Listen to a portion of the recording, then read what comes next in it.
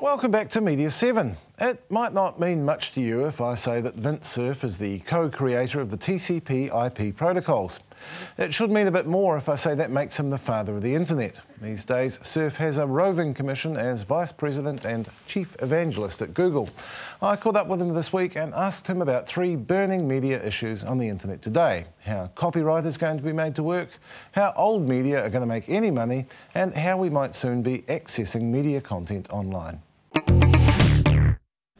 The interesting problem with copyright is that it comes in some conflict with the basic way in which the World Wide Web works. Now, you and I both know that when you turn on your browser and it goes to a particular website, the first thing it does is copy a file, and then it interprets that and presents you the results.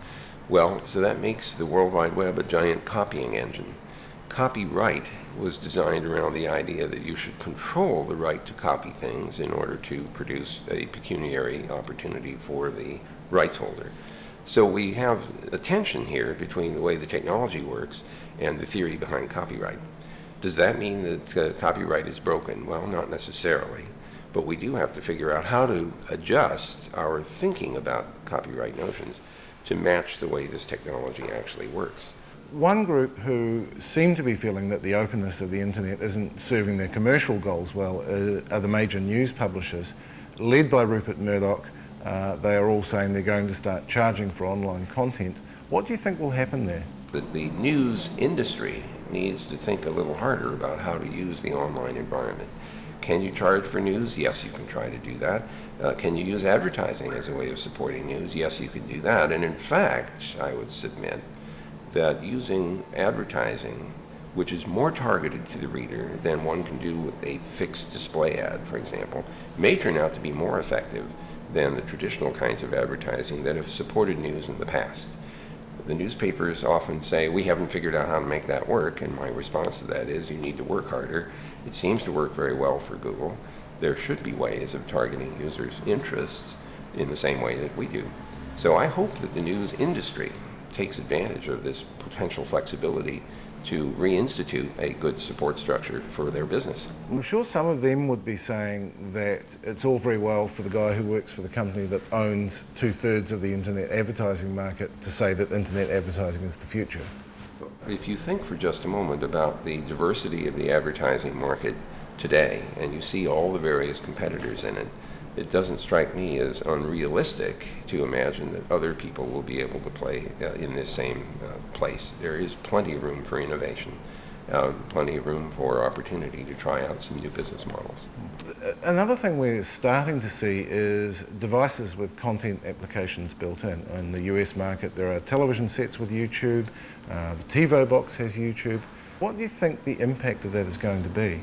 It's always hard to tell exactly what the trajectory of these ideas will have, but I do think that internet enabling of all these various entertainment devices offers some pretty interesting possibilities. One of them is that once all these devices are accessible through the internet, either they can receive transmissions and make presentations coming from the network, or they can accept control through the internet. So one thing I like is the idea that all my entertainment equipment is somehow manageable from someone else's website, and they offer the service of keeping track of whatever video and audio and things I want to listen to, and I simply choose what I'm interested in, and they take care of downloading things onto my disk drive, and I am now allowed to display it whenever I want to. When we're all online and participating in this information environment, we're also participating in commerce facilitated by this electronic information exchange. I think that's a good thing. Vint Cerf there, who was like the favourite school teacher you never had. Now, we'll stay with the theme. Among the many changes to flow from the internet is the availability of public information. We can know things about government now that previous generations could not have dreamt of. It's good for democracy, but it's not perfect. Often, public data are either still not available or not in a useful way. Our next guest, Glenn Barnes of Open New Zealand, is here to help. Hello, Glenn. Hi, how's it going? Now, what is Open New Zealand and what do you want to do? Well, I guess sort of back in February, the State Services Commission had a Perspectives on Open Data workshop, and out of that there were some great ideas that came about, and things kind of went quiet for about 3 months, and Nat Talkington then sent out an email to about half a dozen of us and said, hey, what can we do to get things going? So we decided that we'd launch some products, we'd what were some good ideas, launch some practical products, put up some practical advice, and go from there. So it was geeks looking to make a difference for public good rather than commercial gain. Yeah, totally. I personally work for a website that could benefit for some of the government data, but that's really not our motivation. Are we largely talking about public information that is actually available, just not very usefully? So some data is out there and available on government websites, but the source data behind that is either A, available but nobody knows about it, or B, is just not available in a useful format for other people to remix that and use that in a really good way. Yeah. What are some obvious applications?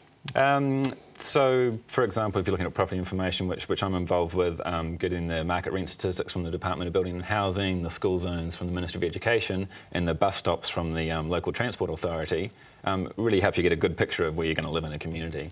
So that's one kind of piece of information.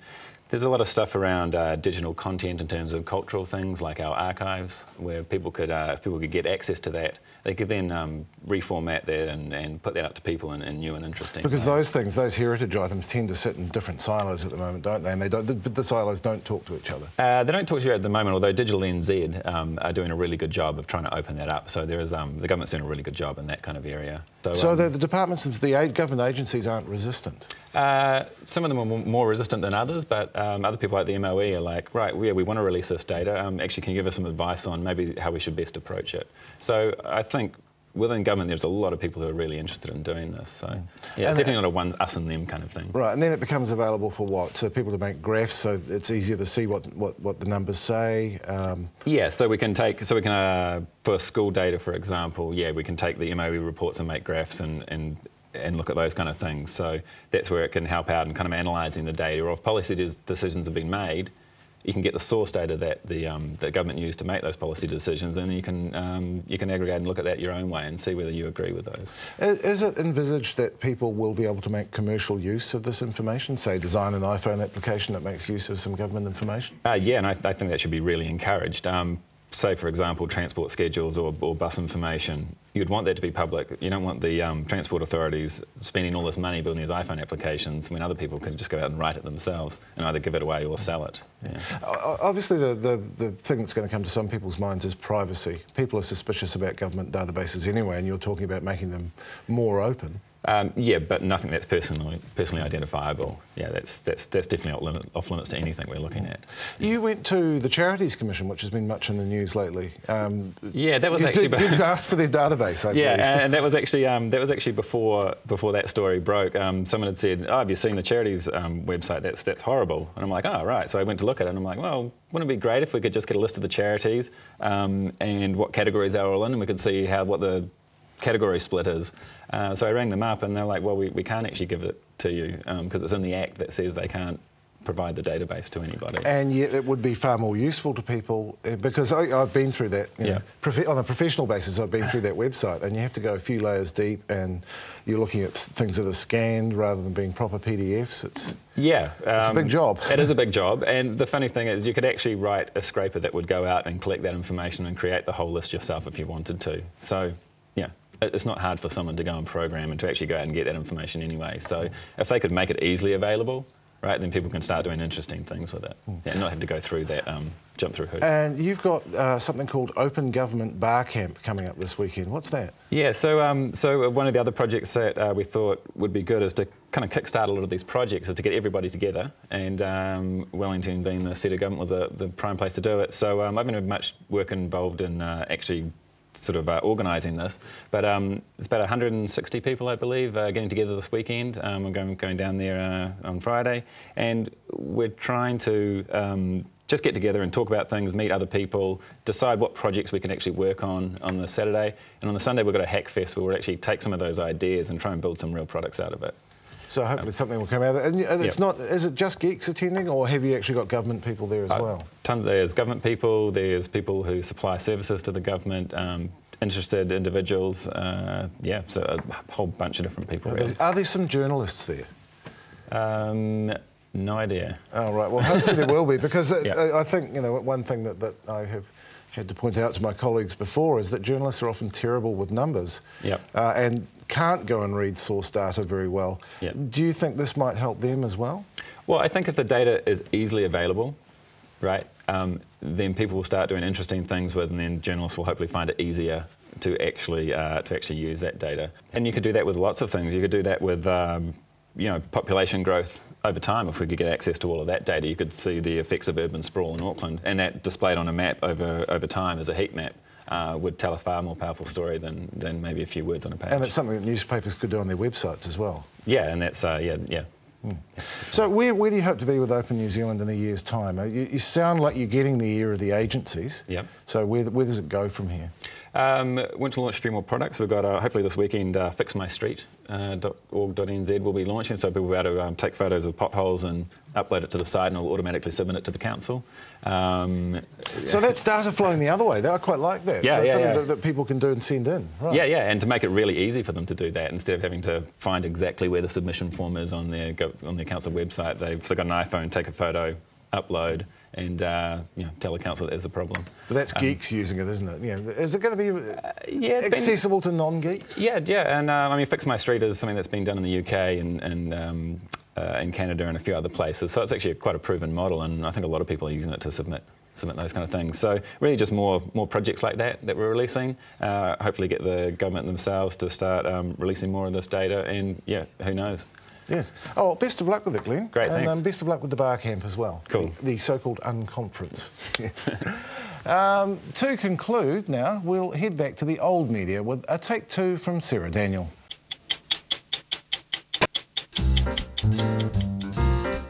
He was a copy boy who became a television pioneer. Don Hewitt wanted Life magazine on TV.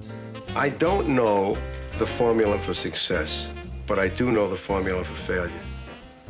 Resting on your laurels. So in 1968, he created 60 Minutes, the most watched current affairs show in history. I guess I'm the sort of the ultimate television creature. I feel it, I live it, I breathe it. This is the story that I see every night in the news. I know that, Don, but those are the facts. Forget 16 Minutes that you don't get on this week. Mike, you're not gutting the piece. Yes, you are gutting the piece. We're in the business of reporting a fact. You're not in the business of reporting facts that everybody else has been reporting for 6 months. Hewitt directed the first live presidential television debate. Will you take camera 2, please, Roger? It was between Richard Nixon and John F. Kennedy. Is that about the right tone of voice? 60 Minutes covered the political, The counter image is that of a loser. the famous, the funny. I thought he was a good interviewer. Yeah. And here's a moment you never got to see on the show. An average person. Jesus, Mary and Joseph. Don Hewitt's formula, mixing the serious with the souffle story, topped the ratings for 2 decades. Heel. Come on, boy. It was the TV equivalent of the McDonald's franchise, with a predictable menu. Now stay. That was excellent. Good boy. Hewitt introduced hidden cameras, The good news is, we're not cops. ambush journalism, and cue cards, the forerunner of today's auto cue. It made celebrities of its reporters. There are no really indiscreet questions. There are just indiscreet answers. And took no prisoners with celebrities. You know what your mother told me about her relationship with you. What? She says you haven't got time to be close to anyone. That's your own mom. You like this, that 40 million people have to see me do this. In 2004, he stood down from the helm of 60 Minutes at the age of 82.